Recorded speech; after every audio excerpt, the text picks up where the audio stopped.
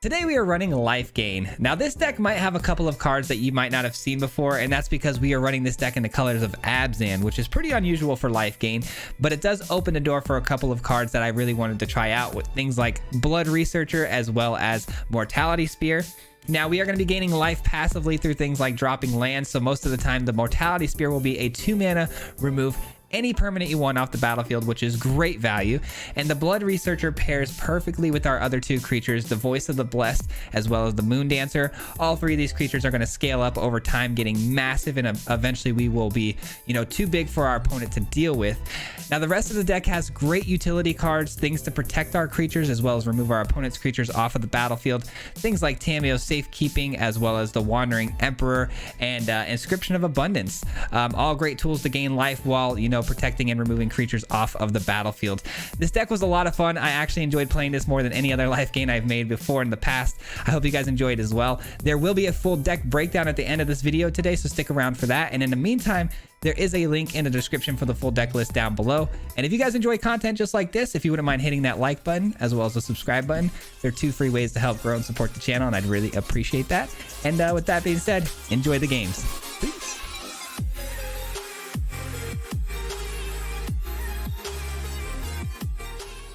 Be sure to check out the new Swayze shop that just went live. Get yourself a really cool community-inspired t-shirt, all while helping support the channel. Links to the shop will be down below in the description. And with that being said, enjoy the games. Peace.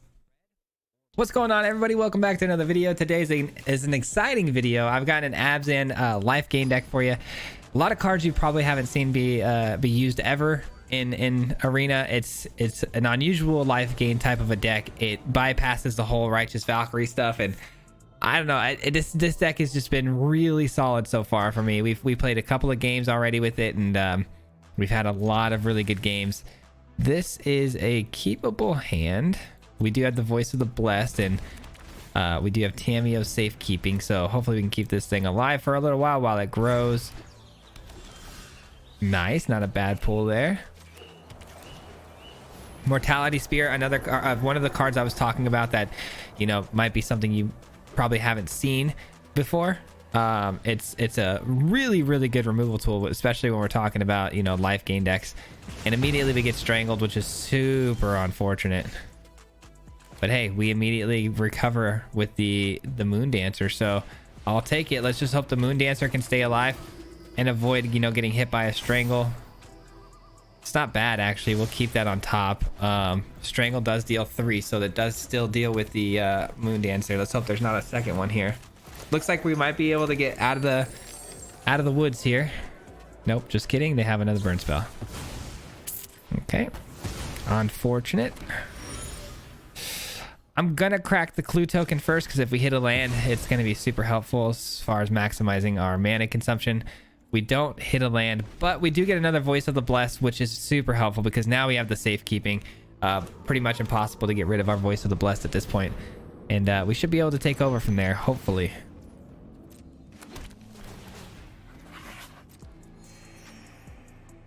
Once the Voice of the Blessed, gets the Flying and Vigilance, we should be able to run over our opponent pretty straightforward. All right, let's go. Another tap land that gives, gains me life. So that's huge. That is huge. As much as they've removed our creatures off the battlefield early and kind of gave me a bit of a scare here, we are going to recover nicely, I think. So it's nice.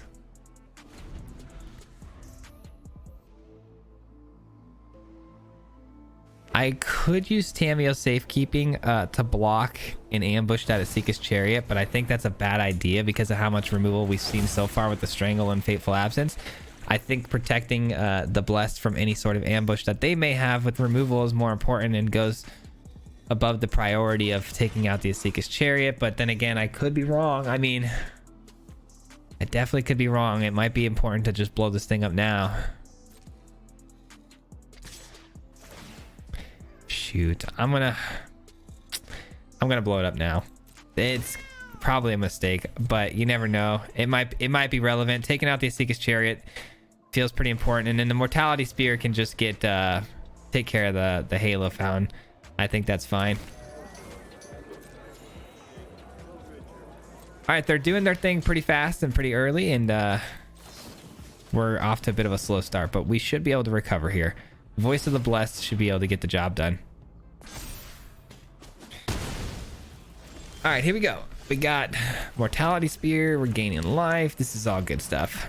This is all good stuff. Let's go ahead and I think just drawing some cards here would be helpful. We might miss with this, which is why I think maybe the Prophecy is the better play here. Let's attack in and see how they want to respond. They might block with multiples. They do not, which means we kill this. And we're left with Tamiyo safekeeping. And we're good to go. Let's go ahead and end our turn. Look to draw some cards. I would take a Voice of the Blessed with 3 counters on it over their board state any day.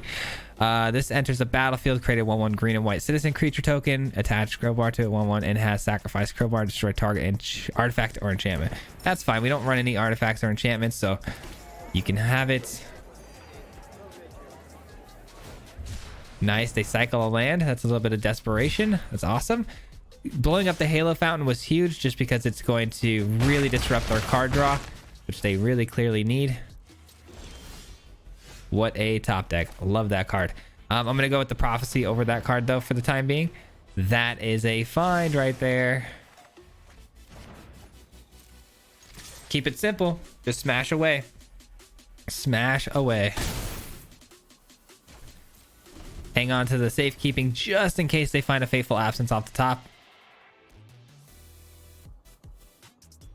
We're about to gain the Flying and Vigilance. Nice. The Charm does what? Damage equal to the number of creatures you control. 1, 2, 3, 4, 5. I think I go this route because we can avoid.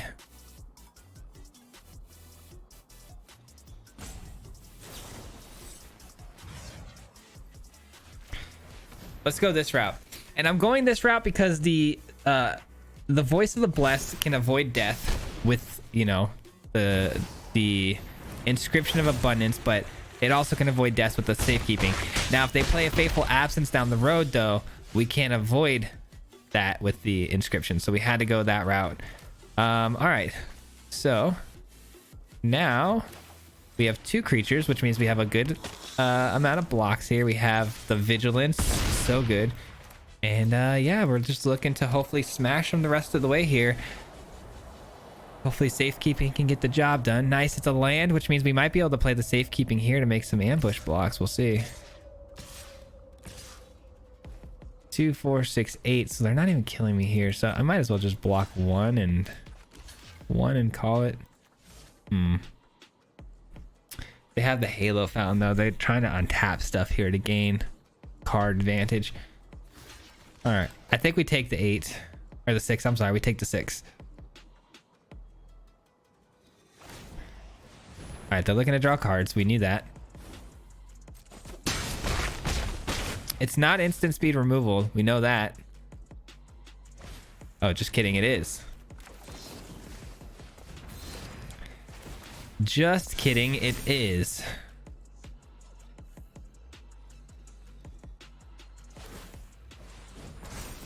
All right. Oh, another one. Love that. Yeah. Let's look to smash. Yeah. 8 up top. Yeah, let's just do it to 8 because we're not gonna be able to kill him with the additional 3 damage here, so we might as well leave it back to block, especially if we have lethal with just the 8 next turn. This is fine. This is all fine. All right, they know our hand now, though. They've seen every card. There's nothing left in our hand to surprise them with, so they know we don't have any sort of Tamiyo safekeeping here. They go with Seeker's Chariot, which seems a little strange to me, if you ask me, because even with the Seeker's Chariot putting down more bodies to block with, we still get the 8 over the top. And now they have, you know, if they spend their 2 mana to untap 2 cats to draw a card, their best bet is a Strangle, which doesn't kill the 8/8. So I think that was a bit of a mistake on their part to play that as Seeker's Chariot, if I'm being honest.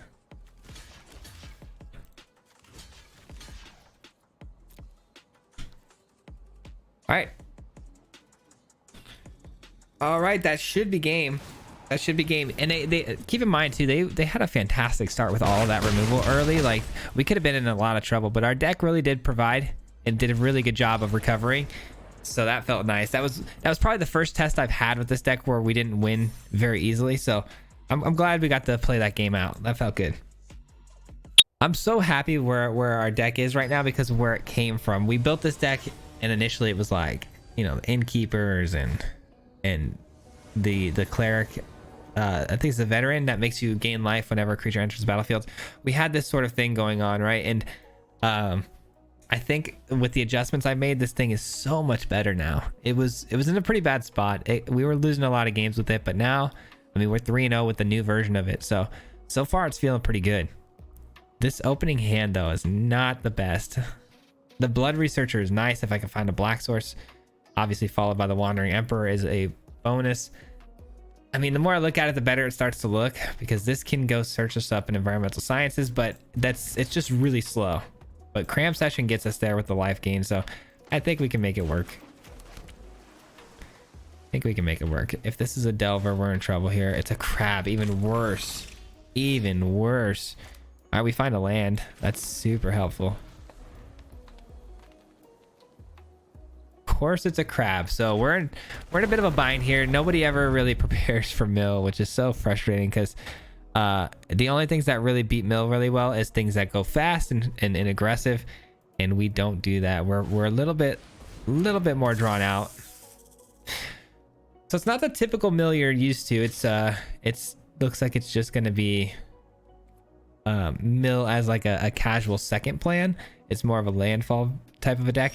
This could be an Ashaya deck though, which would make things pretty tough.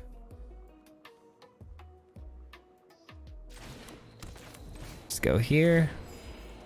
Let's grab you.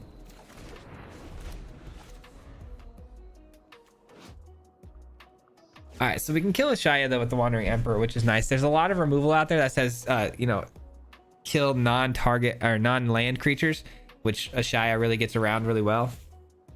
I kind of want to build an Ashaya deck, to be honest. Been seeing so much of it lately.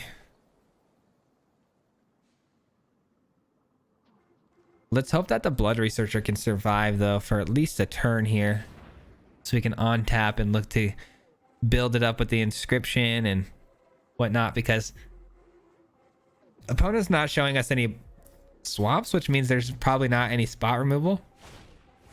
I got to imagine that it's going to be more like Blizzard Brawls and stuff like that. The Modern Age is a weird card to see here. My apologies, I'm so tired. It's fine though, we're going to get through that. We're going to push through. I'm always tired.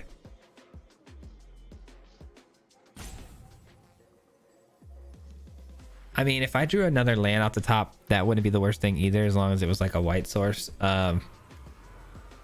Environmental sciences, I think all we have left is a swamp to pull from basics.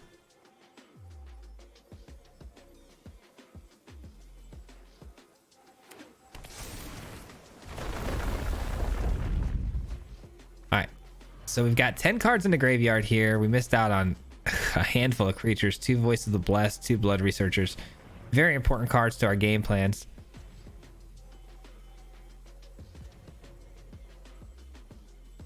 They are running out of cards in hand though, thank goodness. It's about time that they're kind of running out of cards here. It feels like they've been playing, I don't know, maybe it's just because their turn's taking so long, but it feels like they're playing a lot of cards here per turn. All right, let's go ahead and play the Researcher out. Pretty straightforward. Nice little 3-drop, and then now we got Tamiyo Safekeeping, which helps a lot. This also helps a lot with, you know, obviously getting this Blood Researcher bigger.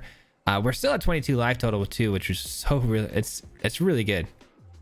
You know, going into turn 4 with 22 life, and it's the first time I'm playing up any sort of defenses.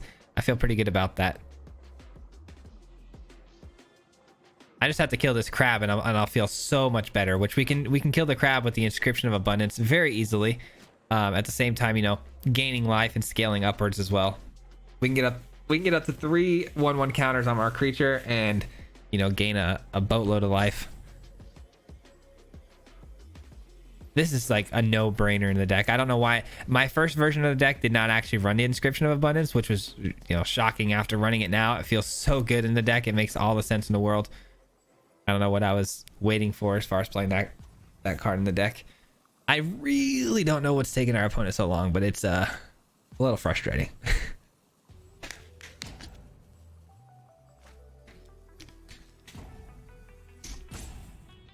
But hey, I just want to say thank you guys so much for tuning in today. I appreciate you. Thanks for hanging out with us, and hope you're enjoying today's video. Hopefully we'll have some really good games after this one. This one seems like it might be a little bit of a slog. All right.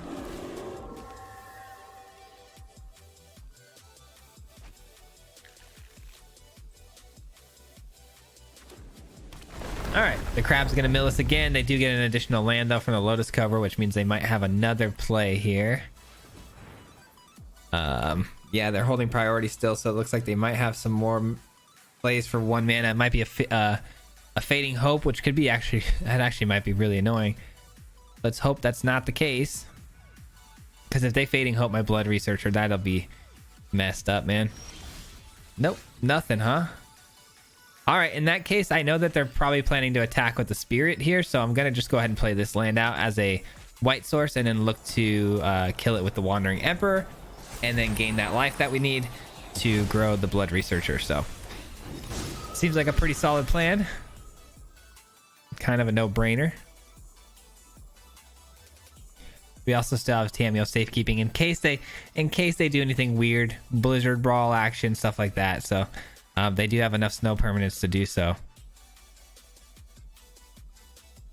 If Tamiyo safekeeping has to be played though, that'd be pretty bad for us, just because we only have 1 green source, and that would take away pretty much the entire turn. I'm really glad they played a bypass on the spirit there. That means that that's the only creature they plan to attack with this turn, and it's still susceptible to the Wandering Emperor. So by all means, looks like Blizzard Brawl though, which I was really unfortunately afraid of. No Blizzard Brawl. They're touching all their cards and being weird. I just don't know what the heck's going on and what they're trying to do. They might have slip out the back here. You never know. They might counter magic maybe. Who knows? Who knows? I've never seen anyone run this deck, so it's a little bit strange to me. That was a huge mistake on their part.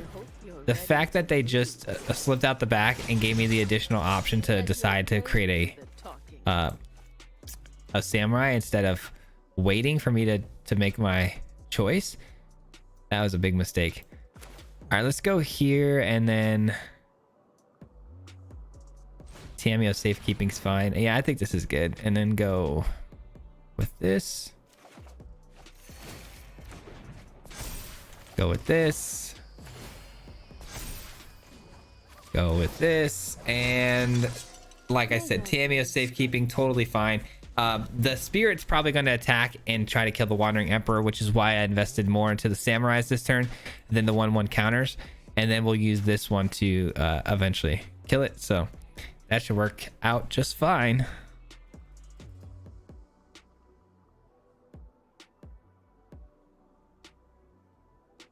I'm hoping to get the blood researcher eventually big enough to, you know, attack in and not worry about whatever they double or triple block with. Did they go face? They went face. Okay. Oh, because they're going to go over the top. Okay. They go over the top. No big deal. I got to imagine if they're holding priority here, and we saw that 1 blue mana hold priority, that was the slip out the back that whole time, which means they might have more of those, I would imagine. Maybe Tamiyo safekeeping even is in their deck, but we'll take... do we take the 5 or do we Tamiyo safekeeping and block it? I don't know. I don't know. I'm gonna take it. I have so much life. Let's just take it. Let's just take it. No big deal. No big deal. We have ways to remove that off the battlefield. Let's not waste our Tamiyo safekeeping, because if we get bounced with like a fading hope or something, I'm gonna really regret not holding that Tamiyo up for, you know, its hexproof mechanics. So they're looking to connive here, and if they discard anything but a land, it's gonna get bigger. Not that it matters. Like I said, I'm gonna probably deal with it. But they just threw away a slip out the back. Wow. I am confused. That would indicate they have another one. Like, right? There's no way that they're not gonna... That's really bizarre. You keep a land over the slip out the back, huh? Okay, I mean, it's your, you know, your Alderguard's funeral. That's brutal. What does this thing do again? Because it takes all their cards back in their hand, right? So let me see. Whenever Icebreaker Kraken enters the battlefield, artifacts and creatures target opponent controls don't untap during that player's next on-tap step. Return 3 snow lands each to their owner's hand. Return Icebreaker Kraken to owner's hand. Okay, so they can return 3 and then just retap my creatures again. That's fine. That's fine. That's fine because these two have vigilance and we didn't attack in yet with the blood researcher anyways. All right, this is going to be okay.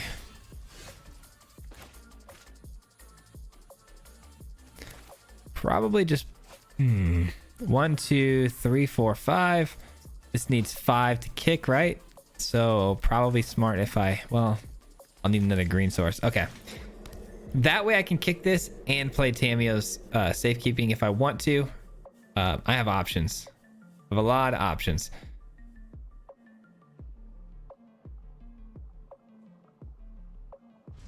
They're out of cards in hand though, so it's a good chance that I run away with this at this point, because this is going to be a really complicated next turn. We've got to allow them to, you know, declare their attackers. The Icebreaker Kraken can go back to their hand, which makes things a little tricky as far as how we're going to kill that.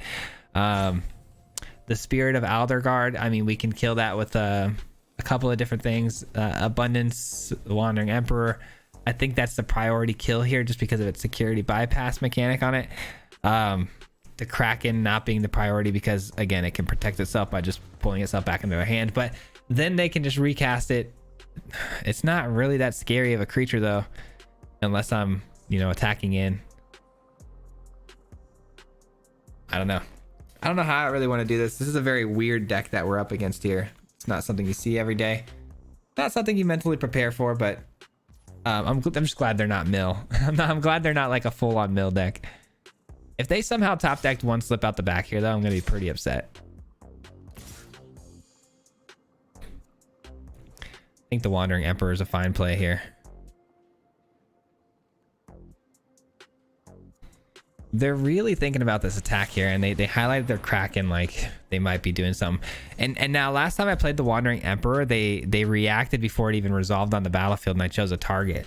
I gotta imagine that they're gonna do the same thing again here, which is not what you want to do. Typically, you want me to hit -2, target your creature, and then when I target that creature is when you want to react. That way I lose my ability to gain life or kill your creature. But if you do it now, if they react now by pulling their Kraken back, it just makes my choice that much easier. I choose the Spirit.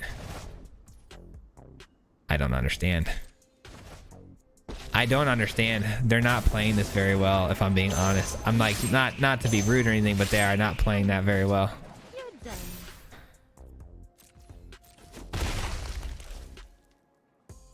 I've been there though. I make plenty of mistakes myself, but the Wandering Emperor is something you want to wait for, especially when your thing is, instant speed.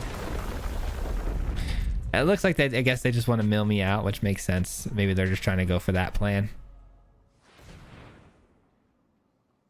1, 2, 3, 4. They have 5 snow permanents, which means this is 5 cheaper. Wait, no, they have 4 snow permanents, so it's 4 cheaper.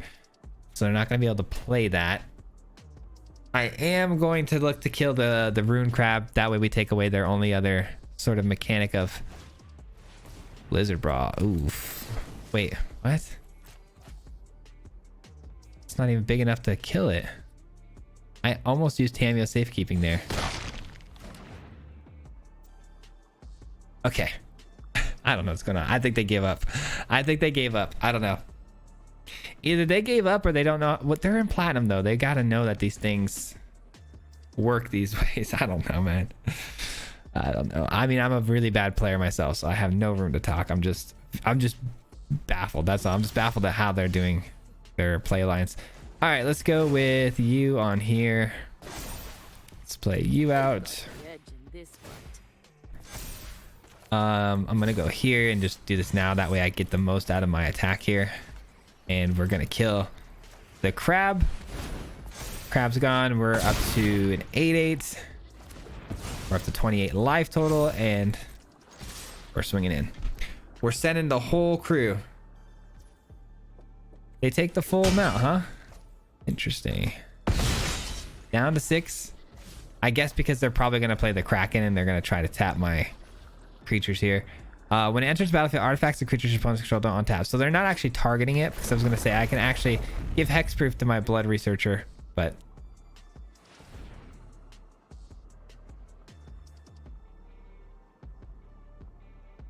One, two, three, four, five. That means that's a 5, 6, 7. Ashaya finally hits the battlefield. Ashaya is a scary card normally, but came a little late to the battlefield, and so we're going to be fine.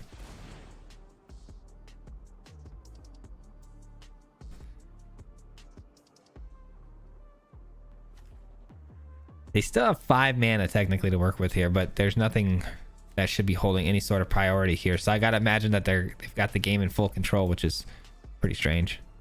This whole game's been weird. I'm not gonna lie. I'd like to go on to the next one if we could. Very, very strange game, this one.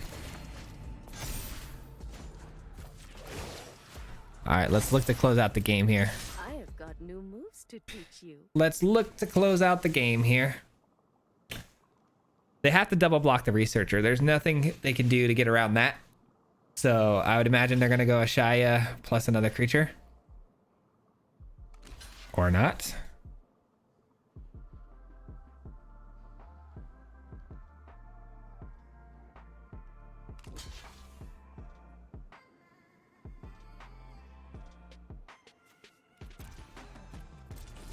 All right, that's fine.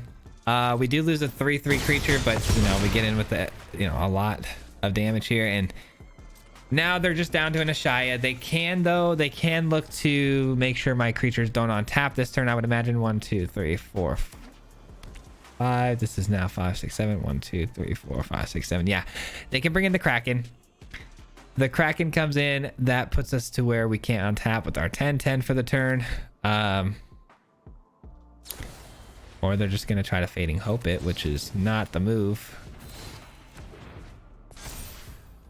That was not the move. Once again, made the wrong move. They could have just played out their Kraken and I wouldn't have been able to protect it. 1, 2, 3, 4, 5. This would have cost them 7 to play. It would have been 1, 2, 3, 4, 5, 6, 7. They could have played it. All right, you know what? Forget it.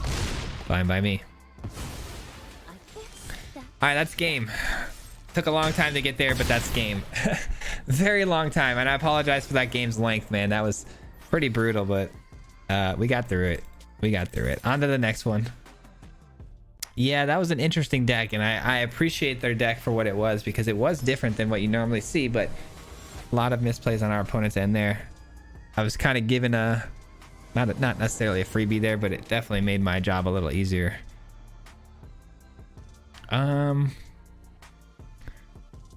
Don't think I can keep that. A little better. The mana's still a bit slow, but we can keep it and we can make something happen here.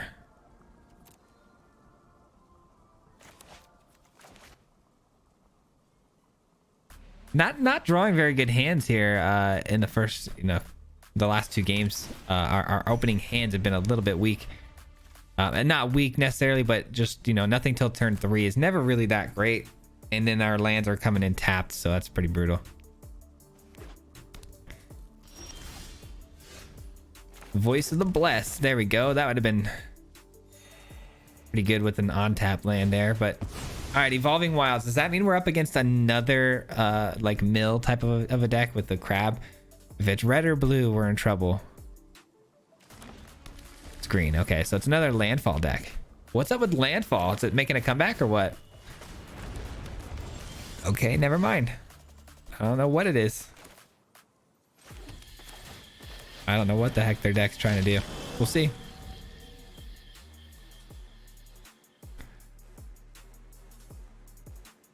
I hope we find a Tameo Safekeeping off the top. That'd be nice.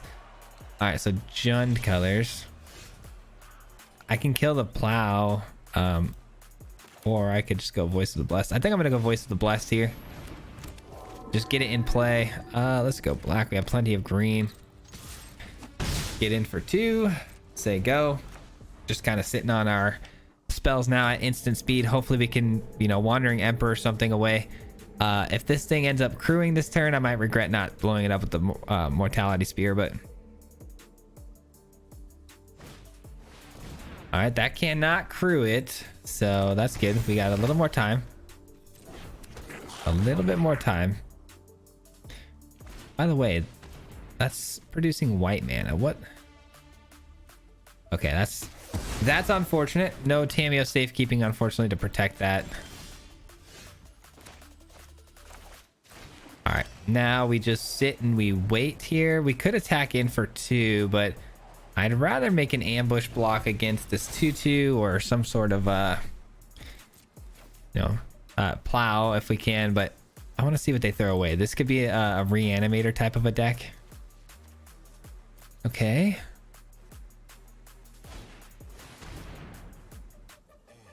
Woe Eater. I am so confused.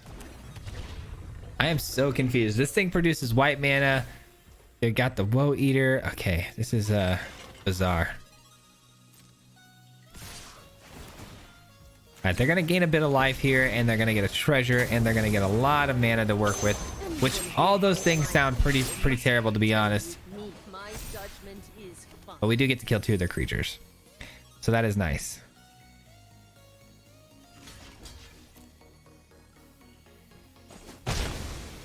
That is kind of nice. If only we had 1 more mana to work with here, the Mortality Spear would be instant speed as well. We'd be in perfect shape. That's a good target for Mortality Spear. I like that. And they are going to have to sacrifice this, which in turn will allow them to draw a card, right? And I have to discard, right? I discard a card, they draw a card, and they gain 2 life. So we will have to do this, and I will...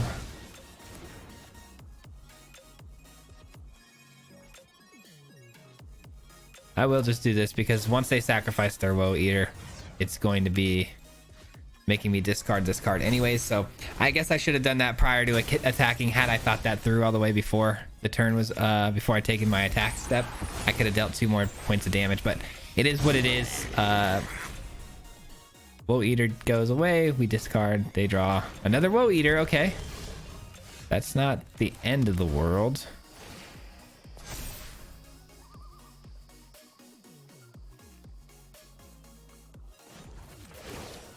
All right, this will open up an attack freely here.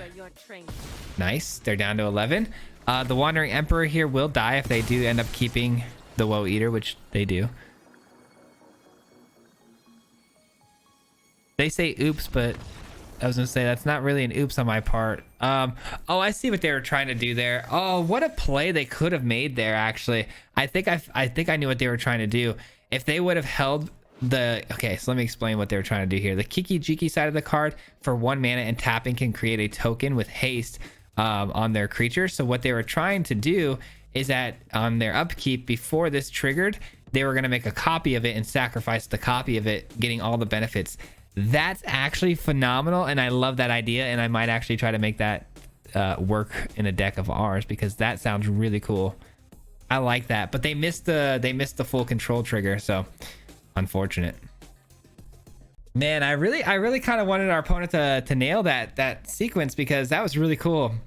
I can really appreciate what they were trying to do there. I love the Woe Eater. I've put the Woe Eater in so many of my decks before, and I never tried to play it with the Kiki Jiki like that. That was really cool. All right, the opponent gets to go first.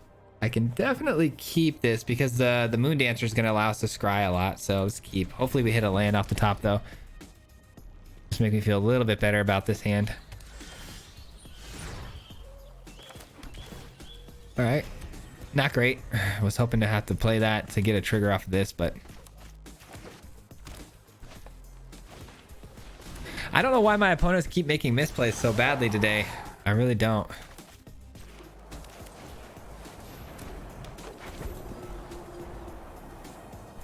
All right, so we got double white for the Wandering Emperor. We have enough mana to play out the Blood Researcher next turn as well. We do obviously have to worry about removal, though. This is a Naya deck. Looks like they're gonna blow it up. Yep, they do blow it up with the flame discharge. What does it say? Flame discharge X damage to target creature or planeswalker. If you controlled a modified creature as cast a spell, it does X plus 2 damage. Okay. I mean, we're doing a really good job of finding what we need as far as the mana goes. The mana's looking pretty good. Let's hope they don't blow up every creature we play, though. I doubt it. I would imagine that they're trying to play a lot of modified creatures based on what I've seen here.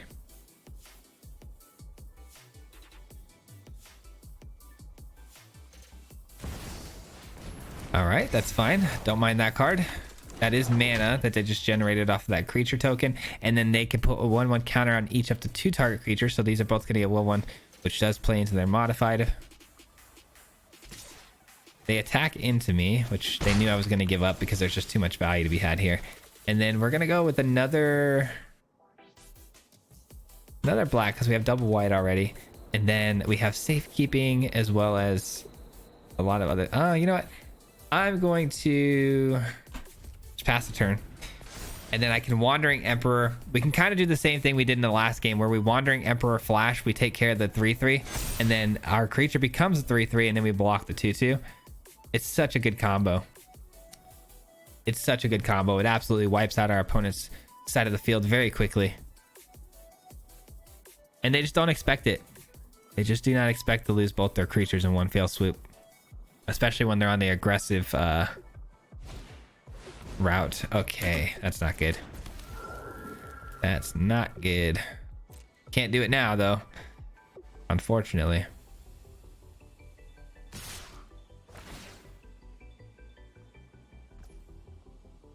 Alright, here we go. Wandering Emperor. Minus on you. This goes up to a 3/3. I'm not looking forward to blocking their 3/3, so we'll let that slide for now. Here, this becomes a 4/4. And what do? We hold Tamiyo's safekeeping as well as, you know, Mortality Spear. I think we just hold up our instant speed magic here. No need to play out the Moon Dancer just yet. Wishing I had another green source at this point in the game, though.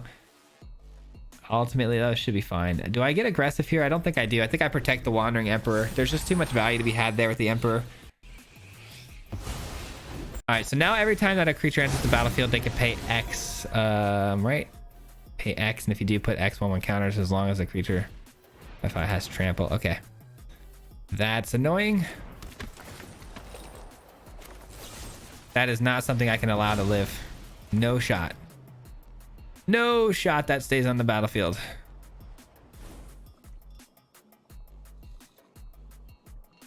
And they can't attack this turn, so we saved ourselves an entire turn here. I need a green source. If I get a green source, I can kick this, and we are in business. Wow, okay. You see the 4/4, right? That's confusing. All right. My opponents today have been off the ball, and I apologize because I know I'm going to get comments, which is crazy. People comment all the time like, you got so lucky with your opponents and yada yada. It's like, I'm aware, but I had no control over what our opponents were doing. So my apologies. Remember your training. What do we do here? Do we stay defensive with...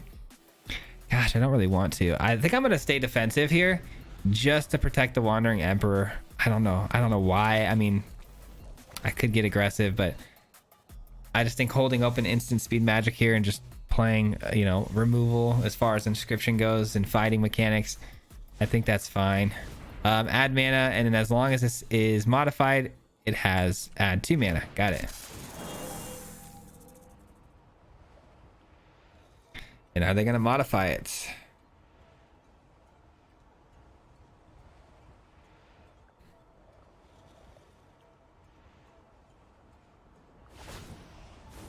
All right, they do modify it. Now it can create 2 mana at a time. I imagine that they're going to attack in over the top.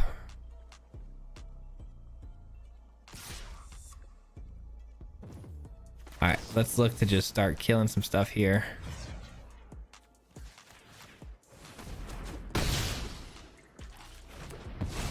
And now I could have done that prior to them being able to get this 1/1 counters, but I actually kind of like the idea of them giving that 1/1 counters over playing another additional spell.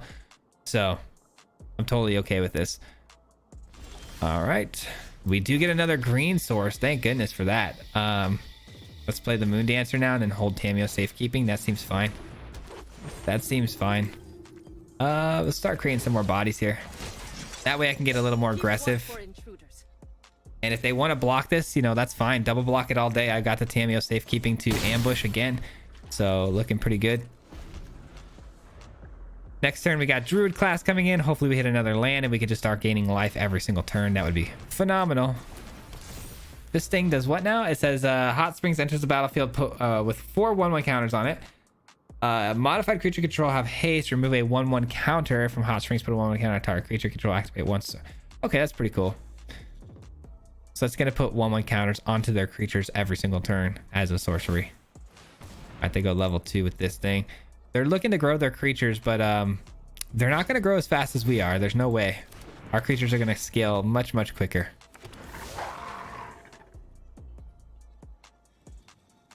All right, I think I'm okay with losing the Wandering Emperor here. I think I'm okay with it because we gain life, scaling up our creatures, essentially removing one of their big guys off the field for free is all good stuff.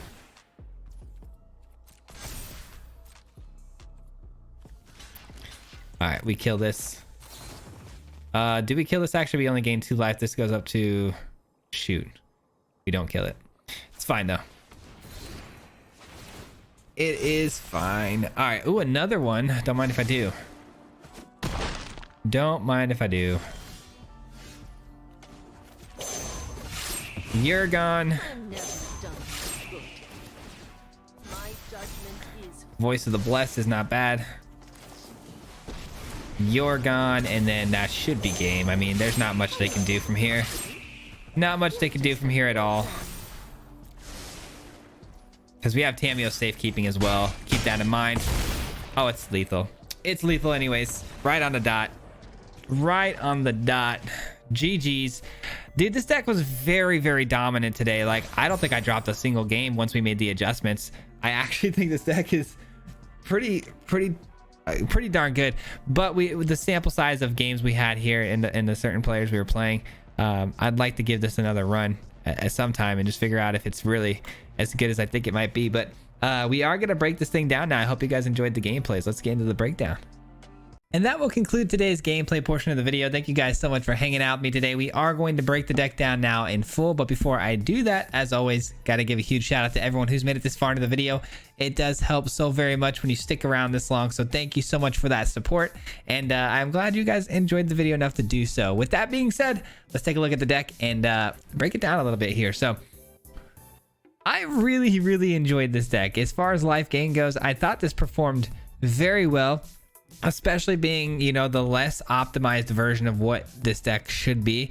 So if you guys don't know, there's plenty of life gain decks out there. There's multiple versions. You got the mono white, you know, you got, you know, the Selesnya. You've also got, you know, Orzhov with the Valkyries. And it's been optimized. It's been done a million times. So I'm really happy that we were able to figure out something new to do with it today. And these two cards right here, just so much fun. Obviously, the Blood Researcher, I know you're going to get the tryhards out there in the comments. They've probably already commented 4 times about how Blood Researcher is just a worse version of Moon Dancer. And that's fair. I mean, it has Menace, which is obviously a better way to get through the defenses than no Menace at all. But also, it's not a legendary creature, so there's things to give and take here with this creature, but that's not really the point. The point of this deck was simple. Moon Dancer and Voice of the Blessed are 2 very dangerous cards. When you're talking about life gain decks, aside from the Valkyrie, the next 2 scariest cards you want to see are Voice of the Blessed and Moon Dancer. They're removal city, because you got to get those things out the battlefield, because after a certain point, you're not stopping those things, you know, including the Voice of the Blessed going indestructible. Like, those 2 cards are so dangerous. So why not add a 3rd version of that? Why not just stack our deck with just 3 of the baddest life gain creatures you can ask for? And let's not focus so hard on trying to get to 100 life total or getting past a certain point to trigger our Valkyries. Let's just do passive good plays that are going to naturally gain us 1 to 2 life a turn. Nothing serious, but it's going to grow those threats to outscale our opponent. That was the idea of the deck. So really like the Blood Researcher. Mortality Spear busted. As long as you're running these lands, you know, that you tap, you know, they come in tapped and gain you a life. This thing is almost always going to be a 2 mana kill anything, which is wildly good. So big fan of Mortality Spear. Basically a better version of Infernal Grasp. You don't gotta, you know, deal yourself life. And I went the route of you know, the Druid class, because again, I'm just trying to grab passive life gain every single turn, and I went the route early on with the Innkeeper and what is the other card? So we got the Innkeeper that gains you the life, and you've also got this right here, the Lunarch. The Lunarch Veteran, whatever. This guy right here gains you know, the 1 life every time it enters the battlefield. We had that in the deck with the Innkeeper, and we were a creature deck that was trying to, you know, gain life incrementally through time. Those things get removed. They're hard to deal with. Things that are not hard to deal with, they aren't hard to deal with. Things that are hard to deal with are things like the Druid class, because it's an enchantment. Not a lot of people have enchantment removal. So this thing comes down, and I think it's a much better way to gain that incremental life over time, just passively dropping a land here and there. And now every single land is gaining its life. And now every time one of these life gain lands hits, you're gaining 2 life a turn, which is 2 different separate triggers, which is going to trigger all of your creatures 2 times. So I thought that would be a really good way to do it. Plus, if your creatures get blown up, you can kind of finish out the game by, you know, leveling this to 3 and smashing their face. I thought that was a really cool idea. And then obviously Wandering Emperor, a no-brainer, just such a great removal tool, and you know, utility of giving 1/1 counters and first strike to your creatures. And then you've got the Inscription of Abundance, which played a huge factor. Love this card. I think it's perfect for this deck, because if you can kick this thing, you're actually not just putting 2 1/1 counters on your target creature. You're putting 1/1 counters on all of your creatures for the fact that you're gaining life, and you get all the other benefits of gaining the life and destroying a target creature. So I thought this was perfect for the deck. And then obviously Tamiyo Safekeeping, an absolute must-have in the deck, because you got to protect these things once they get down. Your opponent's going to try to everything they can to remove them, so you got to have a full play set of Tamiyo Safekeeping. It also gains you life, which is perfect. And then we've got Cramp Session. Cramp Session is just a great way to, you know, gain a bunch of life, but also opens up a sideboard for us. Oops, that is a wrong button. My apologies. Let's go here. So we got 2 Environmental Sciences, gains us life. We got Reduced to Memory. Basic Conjuration to find one of our threats, because we do need to have one of these 3 on the field if we're gonna, you know, try to win a game. And it also gains you life. And then Containment Breach for removal, Prophecy for card draw, and then a Mascot Exhibition if all else fails. But yeah, guys, enjoyed the deck a lot. Thought it was brilliant. Thought it was much better way to play life gain than the typical things you're seeing all the time. Again, we're not focused on trying to get this thing to 100 life total and be completely obnoxious. We're just trying to get our creatures bigger through the life gain triggers and smash their face. Now, you can change this up any way you want to. You can go that route of, you know, drawing, you know, playing the veteran and the Innkeeper and getting your life that way. But I'm telling you guys, I did the research on that. I did the gameplays with that version of the deck. Significantly worse. This is a much better version of the deck, in my opinion. You could, you know, throw in the the Valkyries, the Righteous Valkyries. You can throw those in the deck as well if you want to go that route. But then you're just kind of getting into why aren't you just playing, you know, a cleric deck, you know, which has already been done. It's got the, you know, you got the Orzhov. There's plenty of really good life gain decks you can do that have already been done. So by all means, you know, run those versions over this version. But if you want to have some fun and mix it up, this is a great way to do it. And I thought this was a pretty awesome build. So if you guys enjoyed the deck, I do appreciate you guys hanging out with me. And if you wouldn't mind hitting that like button on the way out, that'd be pretty awesome as well. But I do got to say, again, thank you so much for hanging out with me up to this point. And always a huge shout out goes to the Mardu Mob at the end of every video. Just got to give a huge shout out to the Mardu Mob. These people are the membership program here on the channel. They're doing a paid membership monthly here on the channel. So gotta let them know how much I appreciate them at the end of every single video. And if you guys want to learn more about the Mardu Mob and how to become a member, you can look down below in the links, or there's a join button next to the subscribe button. But that will do it for today's video, and we'll see you guys back here on Friday. Not sure what it's going to be yet. I do have a recorded video. It's a Naya modified deck. I thought it's pretty powerful, and I have a pretty good video recorded. but I might have an opening to record a little bit more on Thursday. So if that happens, I might want to try something else, because I have another deck in mind that's been driving me crazy since yesterday that I thought about, and that I want to really try to throw it together. But anyways, stay tuned for those, and we'll see you guys back here on Friday for another video. And then tonight there's a live stream, so be sure to come on by and check that out as well. But we'll see you guys on the next time. Until then, peace. Hit him 3 times like a hat trick. The name is Lazy, no Patrick. If you play him, then it's tragic. Hit him with the mythic, yeah, that's magic. MTG, that's what you'll see if you like and subscribe. With the upload, man, man, all of the time. Coming with the best decks, this is the meta. This ain't cheap.